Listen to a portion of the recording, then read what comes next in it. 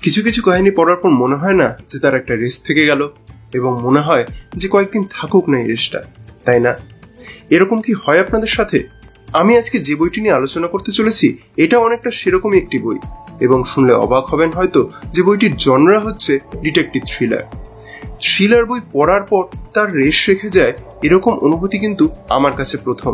কারণ থ্রিলার মানেই হলো অ্যাড্রিনালিন ক্ষরণ, থ্রিলার মানেই হলো হার্টবিট বাড়ানো এক তুখোড় গল্প। এই গল্প পড়ার সময় সেটা যেমন হয়েছে, তেমন এটাও হয়েছে যে কোথাও গিয়ে যেন একটা স্যাটিসফ্যাকশনও কাজ করেছে, যা রেশ থেকে যাচ্ছে। আসলে বলতে গেলে এত কিছুই বলা হয়ে যাবে যে হয়তো 1 ঘন্টা তো ভিডিও শেষ করা যাবে না, কিন্তু অত তো সময় নেই। তাই আর ইন্ট্রোটাকে বর্ণনা করে চলুন আজকের ভিডিও শুরু করি।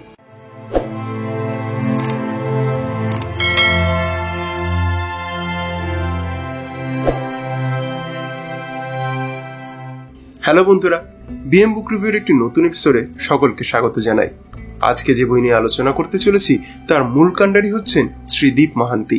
ওনারই লেখা গোয়েন্দা চরিত্র সোমদা সিরিজের প্রথম বই সোমদা ও ত্রিশঙ্কু রহস্য আজকের আলোচনার বিষয়। এই কাহিনীর লেখা স্টাইল গতানুগতিক গোয়েন্দা কাহিনীর মতোই এগিয়েছে, অর্থাৎ গোয়েন্দার একজন সহকারী আছে যার নাম রিক, তার মাধ্যমে সোমদার কাহিনীগুলি বর্ণনা করা হয়েছে। এবারে ঘটনা হচ্ছে, বাংলা সাহিত্যের সব থেকে রিচ মনে হয় এই ডিটেকটিভ জনরা, এবং প্রতিটি লেখকেরই মনে হয় কোনো না কোনো গোয়েন্দা চরিত্র রয়েছে। কিছু চরিত্র যেমন মনে থেকে যায় চিরকালের মতন, কিছু চরিত্র তেমন হারিয়ে যায় কালের গভীরে। এই সোমদা চরিত্রটা কোন পথে এগোবে তা তো সময়ই বলবে। তার থেকে চলুন এই গোয়েন্দা অ্যাডভেঞ্চারগুলি কেমন লাগলো আমার সেটা আপনাদের সামনে তুলে ধরি। এই বইতে 3টি কাহিনী রয়েছে, যার মধ্যে প্রথম আর দ্বিতীয় কাহিনী হচ্ছে গল্প, এবং শেষ কাহিনীটি হচ্ছে উপন্যাস। প্রথম কাহিনীর নাম সোমদার উত্থান। 2007 সালের পুরুলিয়ার বাউরিডিহি নামক একটি গ্রামের ঘটনা। সেই সময় পুরুলিয়া মাওবাদী সমস্যায় জেরবার। এরকম একটি সিচুয়েশনে গল্পকথক রিককে তার আগত উচ্চ মাধ্যমিক পরীক্ষার জন্য ভোর রাত জেগে পড়াশোনা করতে হচ্ছে, আর সোমদা এসেছে তাকে সাহায্য করতে। এমনই এক গভীর রাতে রিকরা শুনতে পায় একটি মানুষের মরণ চিৎকার। সেই চিৎকারের শব্দ লক্ষ্য করে সোমদা ও রিক তখনই জঙ্গলের দিকে দৌড়ে গেলে জঙ্গলের ভেতর একটি লোককে আহত অবস্থায় মাটিতে পড়ে থাকতে দেখে। পরে লোকটিকে হাসপাতালে নিয়ে গেলে জানা যায় যে তার মৃত্যু হয়েছে। লোকাল পুলিশটি এই মৃত্যুটিকে মাওবাদীদের অন্তর্দ্বন্দ্বজনিত খুন বলে জানিয়ে দিল। সোমদার মনে সেই মানুষটির মৃত্যুর কারণ নিয়ে সন্দেহ তৈরি হলে সোমদা বিষয়টি নিয়ে নিজে থেকে তদন্ত শুরু করে, এবং সামনে উন্মোচিত হয় এক অদ্ভুত রহস্যের পর্দা।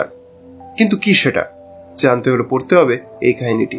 বেসিক্যালি এই কাহিনীতে সোমদার সাথে পাঠকদের পরিচয় করানো হয়েছে এইভাবে যে একটি সাধারণ ছেলে শুধুমাত্র চোখ কান খোলা রেখে যুক্তি দিয়ে ভেবে কিভাবে একটি রহস্যের সমাধান করতে পারে। এখানে কাহিনী খুবই বেসিক। যারা অনেক রহস্য কাহিনী পড়েন এর মধ্যে তেমন নতুনত্ব কিছু খুঁজে হয়তো নাও পেতে পারেন, কিন্তু যেটা মন ছুঁয়ে যায় সেটা হচ্ছে লেখনী। লেখক এই কাহিনীকে এত সুন্দর করে সাজিয়েছেন যে একবার কাহিনী পড়তে শুরু করলে শেষ না করে ওঠা যায় না। আর যেহেতু সাইজটাও খুব ছোট, তাই এক সিটিংয়ে এই কাহিনী পড়ে ফেলা যায়, এবং কাহিনীর শেষে সোমদার প্রতি একটা শ্রদ্ধা আসে। কারণ কাহিনীর শেষে তার মানবিক দিকের একটা সুন্দর পরিচয় পাওয়া যায়, যেটা বেসিক্যালি আমায় এই ক্যারেক্টারটার প্রতি আকর্ষণ করেছে। এছাড়া লেখক খুব সুন্দরভাবে কাহিনীতে পারিপার্শ্বিক বিষয়গুলিকে ফুটিয়ে তুলেছেন, যেন মনে হয় যেন আমাদের পাশের বাড়ির ঘটনা, যার ফলে কাহিনীর সাথে কানেক্ট করতে কোথাও কোনো অসুবিধা হয় না। দ্বিতীয় কাহিনী হচ্ছে অদ্বিতীয় সোমদা। এটাকে একটি স্বতন্ত্র কাহিনী বলা গেলেও এখান থেকেই আসলে শুরু হয়ে গিয়েছে তৃতীয় কাহিনী, অর্থাৎ চক্রভূয়ের সোমদা। কিরকম ভাবে সেটা হয়েছে তা একটু নন স্পয়লার ভাবে আমি বলছি।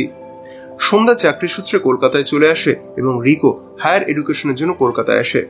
ইতিমধ্যে জানা যায় সোমদা একজনের সাথে রিলেশনশিপের মধ্যে আছে, এবং কিছুদিনের মধ্যেই তার সাথে তার বিয়ে হবে। সোমদা নিজের চাকরির পাশাপাশি গোয়েন্দা হিসেবেও অল্প স্বল্প নাম ডাক করেছে। সোমদা আর রিক কলকাতাতে থাকলেও আলাদা আলাদাই থাকে, এবং রিক বিভিন্ন কেসে সোমদাকে সাহায্য করে।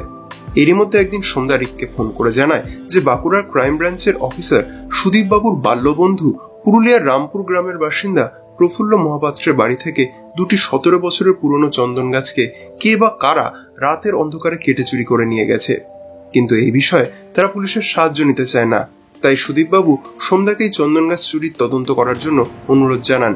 কিন্তু সেই সময় অফিসের কাজে সোমদাকে দিল্লি যেতে হওয়ায় সোমদার নির্দেশে রিক একাই সেই জায়গার উদ্দেশ্যে রওনা হয়, এবং সেই পথেই তার মনে পড়ে কিছুদিন আগে ঘটে যাওয়া তার আর সোমদার আরো একটি অ্যাডভেঞ্চার। সেটা হলো সন্ধ্যা আর রিকের মামার বাড়ি চন্দনপুর গ্রামে ঘুরতে গিয়েছিল, যেখানে একদিন গভীর রাতে চন্দনপুরের জমিদার বাড়িতে ঘটে যায় একটি অঘটন। এক অজানা বিস্ফোরণে সেই বাড়ির সদ্য বিবাহিত ছোট্ট ছেলে তরুণ চক্রবর্তীর মৃত্যু হয়। সন্ধ্যা ও রিক দুজনেই খুনের তদন্ত শুরু করলে সামনে আসতে থাকে একের পর এক চমক। কি করে সেই রহস্যের কিনারা হয় জানতে হলে পড়তে হবে এই কাহিনীটি। এই কাহিনীটিতে মূলত বিস্ফোরণ রহস্যের কিনারাই দেখানো হয়েছে। তবে এই কাহিনীটিতে যেটা আমার ভালো লেগেছে সেটা হলো কাহিনীর অনেক উত্তরণ হয়েছে। প্রথম কাহিনী যতটা ইজি ছিল, এই কাহিনী কিন্তু তার থেকে অনেকটাই জটিল ছিল, কারণ এখানে বেআইনি খাদান থেকে শুরু করে চুরি, পারিবারিক বিবাদ ইত্যাদি অনেক কিছুই কিন্তু উঠে এসেছে। এছাড়া আরো যে জিনিসটা না উল্লেখ করলেই নয়, সেটা হলো সন্ধ্যা এবং রিকের ক্যারেক্টারগুলোরও কিন্তু খুব সুন্দর বিবর্তন দেখানো হয়েছে। স্পষ্টতই বোঝা যায় যে লেখকের লেখনীর যেমন উত্তরণ ঘটছে, তেমনি তার সৃষ্ট চরিত্রগুলোরও তেমনই উত্তরণ ঘটছে। ফলে এই কাহিনীটি পড়তে কিন্তু আমার বেশ ভালো লেগেছে, এবং তার সাথে সাথে লেখকের লেখনী নিয়ে এক্সপেকটেশন বেশ বেড়ে গিয়েছিল। ফলে নেক্সট কাহিনীতে যাওয়ার জন্য আর এক মুহূর্ত দেরি করিনি, যেটা ছিল চক্রবুহের সন্ধ্যা। এই কাহিনী শুরু হয় রিকের সেই যাত্রাপথ থেকেই, যেখানে সে রামপুর যাচ্ছে চন্দন গাছ চুরির তদন্ত করতে। সুদীপ বাবুকে সঙ্গে নিয়ে সে রামপুর গ্রামে প্রফুল্ল মহাপাত্রের বাড়িতে পৌঁছায়। সেখানে গিয়ে রিক প্রফুল্ল বাবুর সাথে কথা বলে ও বাগানের চুরি যাওয়া গাছের গোড়া পর্যবেক্ষণ করে। কিন্তু তার ঠিক পরের দিন অস্বাভাবিকভাবে প্রফুল্ল মহাপাত্রের মৃত্যু হলে রহস্য আরো জমাট বাঁধে। অতঃপর কোন পথে বাঁক নেই রহস্য তদন্ত জানতে হলে পড়তে হবে এই রহস্য থ্রিলার কাহিনীটি। এই কাহিনীর সংকলনের সব থেকে বড়, সব থেকে জটিল এবং সব থেকে মাইন্ড ব্লোয়িং কাহিনী হচ্ছে এই উপন্যাসটি। সন্ধ্যা এবং রিকের ম্যাচুরিটি যেমন সুন্দরভাবে দেখানো হয়েছে, তেমন এখানে সমস্ত প্লটটিকে এত সুন্দর করে সাজানো হয়েছে যে কাহিনী কোন দিকে যেতে পারে আন্দাজ করা একটু মুশকিল হয়। সেখানেই লেখকের সার্থকতা। কোথাও গিয়ে মনে হয় না যে কাহিনী এখানে বেকার টানা হচ্ছে বা ওইখানে আর একটু ট্রিম করা যেত। এই কাহিনীর আরেকটি বিশেষত্ব হচ্ছে কাহিনীকে শুধু মূল জায়গাতেই রাখা হয়নি। এখানে রিকের সাথে সাথে আরো একটি নতুন ক্যারেক্টার উঠে এসেছে, যার নাম মিঠি, যে কিনা একাধারে রিকের লাভ ইন্টারেস্ট, আবার সন্ধ্যার আরেক সহকারীও। কাহিনীর মাঝে মাঝে এই দুজনের ভালো লাগার বিষয়গুলিকেও এত সুন্দর করে লেখক ব্লেন্ড করিয়েছেন যে পড়তে গেলে এক অসাধারণ অনুভূতি হয়। এছাড়া সন্ধ্যার তদন্ত করার ক্ষমতা থেকে শুরু করে তার বিশ্লেষণ করার ক্ষমতা সবই যে ইভলভ করেছে তা স্পষ্ট লক্ষ্য করা যায়। এ যেন লেখক নিজের হাতে তার সৃষ্ট চরিত্রকে আমাদের সামনে যত্ন নিয়ে বড় করে তুলেছেন। সেই কারণেই এই লেখা আমার এতটাই ভালো লেগেছে। শুধু গোয়েন্দা কাহিনী লিখলে মনে হয় না আমার এতটা ভালো লাগতো। ফলে লেখকের এইরকম ভাবনার কারণে এই লেখাটি গোয়েন্দা কাহিনী থেকেও আরো বড় কিছুতে পরিণত হয়েছে। তবে হ্যাঁ, এই কাহিনীর এন্ডিং আপনাকে চমকে দিতে কিন্তু বাধ্য। হ্যাঁ, এরকম কিছু যে হয়ে যাবে আমি অন্তত এক্সপেক্ট করিনি। শেষে এসে যেমন সবকিছুর খোলসা হবে, তেমন তার সাথে সাথে ঘটে যাবে, না, এর থেকে বেশি কিছু বলবো না, স্পয়লার হয়ে যেতে পারে। ওভারঅল শেষ কাহিনী ছিল লেখকের মাস্টার স্ট্রোক, যাতে আমি অ্যাটলিস্ট হিট হয়ে গিয়েছি। এবারে নেগেটিভ পয়েন্টে যাওয়ার আগে বইটির প্রোডাকশন কোয়ালিটি নিয়ে বলে নিই। বইটি প্রকাশিত হয়েছে প্ল্যাটফর্ম প্রকাশনী থেকে। বইটির মুদ্রিত মূল্য 425 টাকা। বইটিতে পৃষ্ঠার সংখ্যা রয়েছে 224টি।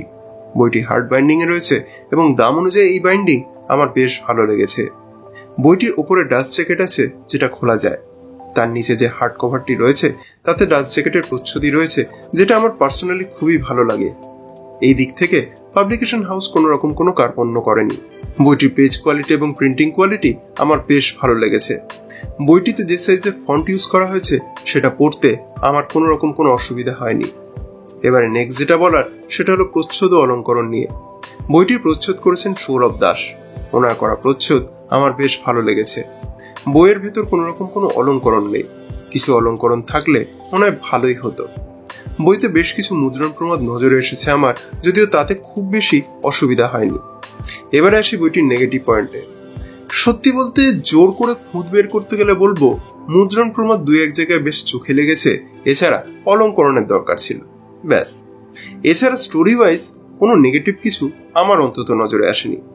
এবারে উপসংহারে আসা যাক। শুরুতেই বলেছিলাম যে আমাদের বাংলা সাহিত্যে গোয়েন্দা চরিত্রের মনে হয় কমতি নেই। অন্যান্য সাহিত্যের থেকেও মনে হয় এই বিষয়ে বাংলা সাহিত্য 1 নম্বরে থাকলেও থাকতে পারে। কিন্তু এত চরিত্রের ভিড়ে সন্ধ্যা কি পারবে তার অনন্য জায়গা খুঁজে নিতে? এর উত্তর দিতে গেলে এটাই বলবো, যেটা ডিপেন্ড করছে লেখকের লেখনের উপর। তিনি এই চরিত্রকে আরো কতটা উচ্চতায় নিয়ে যেতে পারবেন এখন সেটাই দেখার। কারণ সত্যি বলতে আমি একটা ভালো গোয়েন্দা সাহিত্য পড়ার জন্য এই বইটি তুলে নিয়েছিলাম, কিন্তু তার বদলে যেন হাতে পেয়ে গেছি এক অমূল্য রতন। কারণ এই কাহিনীগুলি শুধুমাত্র গোয়েন্দা জনরার মধ্যে সীমাবদ্ধ হয়ে থাকেনি। এই কাহিনীতে রয়েছে গ্রাম বাংলার মাটির স্বাদ, মানুষে মানুষে বন্ডিং এর স্বাদ। অনেক লেখক এখন যেমন নিজের সৃষ্ট গোয়েন্দা চরিত্রকে সুপারহিরো তৈরি করার দৌড়ে লেগে গিয়েছে, সেখানে দীপ মাহান্তি বাবু সেই পথে না হেঁটে ক্লোজ টু রিয়েলিটি একটা চরিত্র সৃষ্টি করেছেন, যার কাহিনী পড়লে মনে হয় যেন এ তো আপনার আমার মতোই একটা সাধারণ ছেলে, যার লাইফে রয়েছে আপনার আমার মতন হাজারো সমস্যা, কিন্তু সঠিক বুদ্ধি আর বিবেচনাকে কাজে লাগিয়ে সে এগিয়ে চলেছে, যার ফলে তার উত্থানই হচ্ছে। এই কাহিনী কিন্তু শুধুমাত্র খুনি বা রহস্য ভেদ করার কাহিনী নয়, এই কাহিনী হয়েছে উত্তরণের কাহিনী। সত্যি বলছি দীপবাবু, আপনার লেখার ফ্যান হয়ে গিয়েছি আমি। অ্যাজ এ ফ্যান সন্ধ্যার যেমন আরো কাহিনী চাই, আপনার লেখা আরো অন্যান্য কাহিনীও চাই, কিন্তু আপনার কাছে একটাই অনুরোধ, লেখার মান নিয়ে যেন কম্প্রোমাইজ করবেন না। কারণ প্রতি বছর আপনার লেখা আনতেই হবে এই চাপ যদি নিয়ে ফেলেন, তাহলে কিন্তু কোয়ালিটি কম্প্রোমাইজ হতে পারে। তাই আপনার কাছে অনুরোধ থাকবে, আরো ভালো লেখনী নিয়ে আনুন, কিন্তু টাইম নিয়ে। আর রইল বাকি এই বই রেকমেন্ডেশনের কথা। এত বড় ভিডিও যদি আমার দর্শক বন্ধুরা পুরোটাই দেখে থাকেন, তাহলে আশা করি বুঝেই গেছেন যে আমি আমার সমস্ত দর্শক বন্ধুদের এই কাহিনী সংকলন পড়ার জন্য 100% রেকমেন্ড করবই। আশা করি আমার মতন আপনাদেরও পাঠ অনুভূতি সুখকর হবে। তো বন্ধুরা, এই ছিল আজকের পাঠক প্রতিক্রিয়া। আপনি যদি অলরেডি বইটি পড়ে থাকেন, তাহলে আপনার কেমন লেগেছে কমেন্ট করে জানাবেন। আর আমার এই কাজ যদি ভালো লেগে থাকে, তাহলে ভিডিওটি লাইক করার এবং কমেন্ট করার এবং শেয়ার করার অনুরোধ রইল। আর হ্যাঁ, আমার চ্যানেলে যদি নতুন এসে থাকেন আর আমার কাজ দেখে যোগ্য বলে মনে হয়, তাহলে আমার চ্যানেল বিএম বুক রিভিউ সাবস্ক্রাইব করে আমায় সাপোর্ট করার অনুরোধ রইল। দেখা হবে পরবর্তী ভিডিওতে। সকলে ভালো থাকবেন, সুস্থ থাকবেন।